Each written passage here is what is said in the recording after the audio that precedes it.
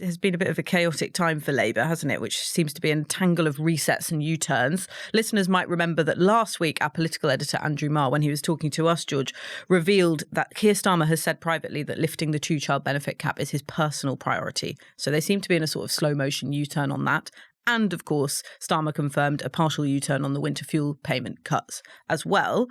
And then, of course, we've got all the gloomy predictions for the economy, a poor showing for Labour in the local elections. And there's been plenty of talk about whether Rachel Reeves will need to loosen her fiscal rules or raise taxes. And there was that leaked memo from Angela Rayner's department urging the Treasury to raise taxes.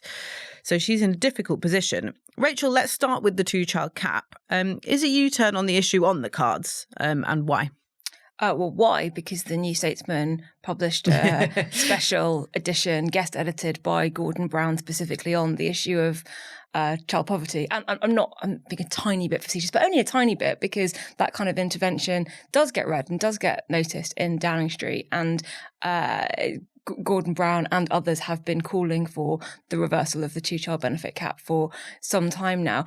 I should say that describing this as a U-turn is maybe, I mean, it kind of is, but it kind of isn't, because it is something that Labour said when they came in July that they wanted to do. They had the ambition to do it when available. So it's not like they said, we're never going to do this, and now they're thinking about it. They have said that they are looking into it for 10 months now. God, it feels like longer. And in answer to why now might be on the cards, the government has a child poverty task force that was due to report in spring. It's now going to be delayed until autumn. And their messaging around child poverty was, we'll look at the cap, but in the context of all these other things that we could do on child poverty, and we don't want to preempt this task force, and we'll see what it comes back with. The problem is everyone knows that the main thing it's going to come back with is you want one headline measure that is going to do the most to alleviate child poverty, and it is scrapping the two-child benefit cap, which would lift 250,000 children out of poverty. So the calls for this specific measure to tackle something that is a wider government priority have just been growing. Yeah, because it was in their manifesto, wasn't it, to get child poverty falling within this parliament. So it just seems impossible for them to do that without reversing that two-child limit.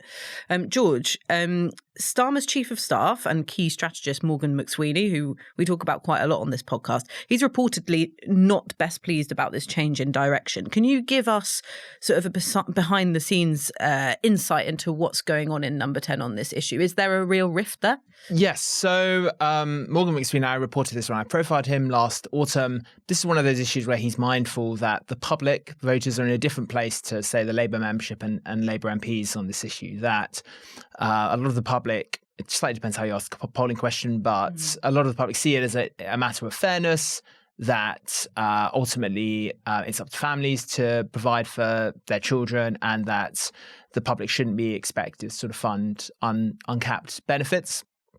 But I don't think this is some great totemic rift between himself and Starmer. My understanding is that if the Child Poverty Task Force recommends its abolition, and if the government can find the 2.5 billion needed to fund its scrapping, then sort of common ground can be found between McSweeney and Starmer on this issue. Right, okay. And what about, Rachel, what happens to those MPs, those Labour MPs who had the whip removed when they voted against the cap, if the government reverses its position on this? I mean, is it a sign of Starmer softening towards dissent within the party? It's a really interesting question. That was seen as quite a authoritarian move at the start of the parliament, although admittedly, like, they were voting against the government on the King's Speech, and that was the argument for it. There were 7 of them, and they were given a 6-month suspension, and in February 4 of them got the whip back because that 6-month suspension was over.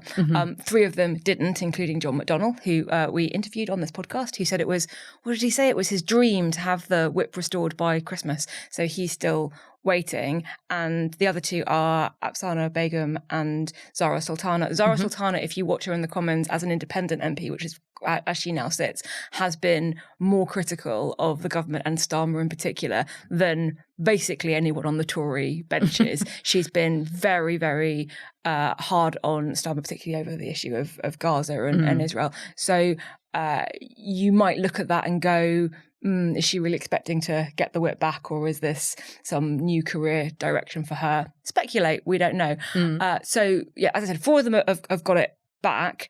At the time that those 7 rebelled, many more Labour MPs, as we've just said, were really in favour of scrapping it and were talked down by the whips by saying it's part of a wider strategy, we are listening. They have started to lose patience over the 10 months when no progress has been made. So I think doing another really sort of authoritarian, you rebel against us and you get the whip suspended automatically, that would read very differently now than it would at the beginning of the Parliament. Although it is worth pointing out as well that there has been relatively little public dissent from Labour backbenchers, even with all of these things that they're quite unhappy about. Lots of briefing in private, lots of quotes that make it into papers, lots of unrest and discontent, but very little actually out in the open yet. And that's quite significant as well. Yeah, that's true. And George, I mentioned at the top about this leaked memo from Angela Rayner's office, which we spoke about last week on the podcast.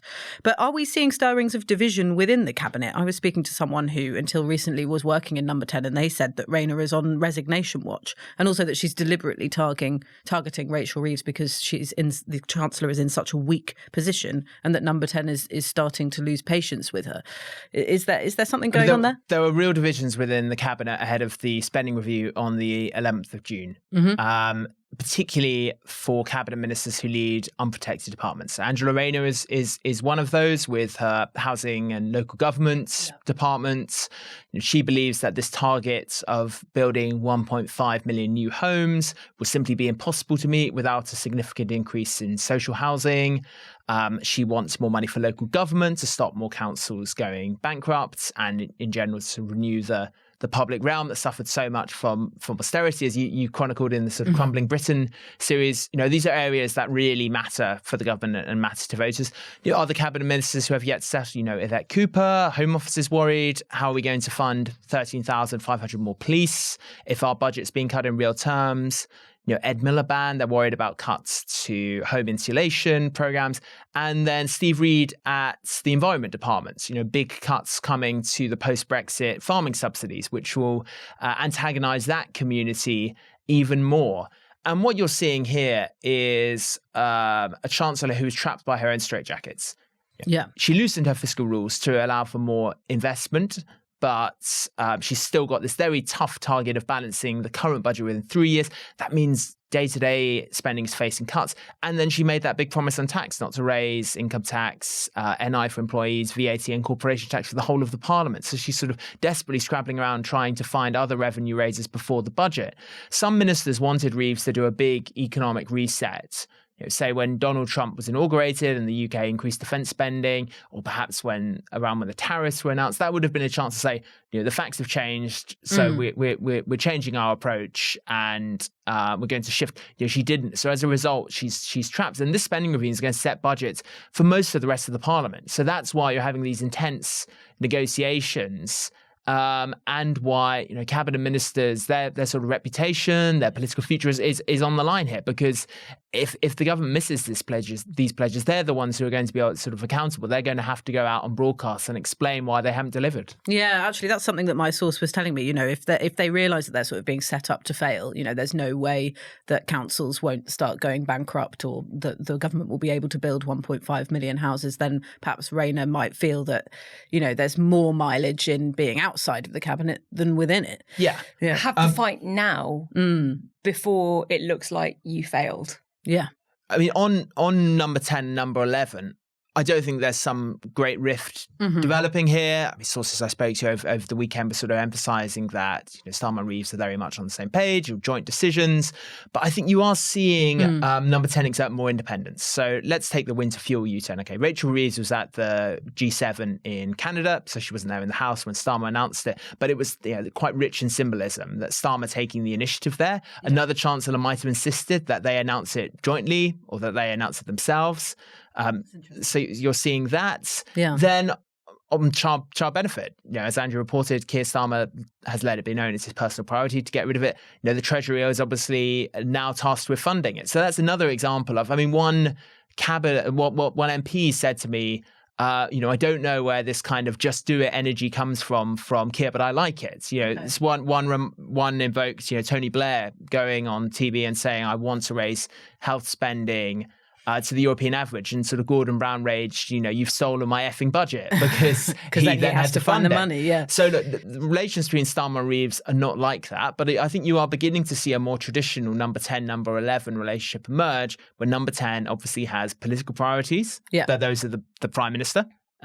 Scrapping the two-child cap is a perfect example. And the Treasury obviously has fiscal responsibilities, and so it has to work out how to pay for it.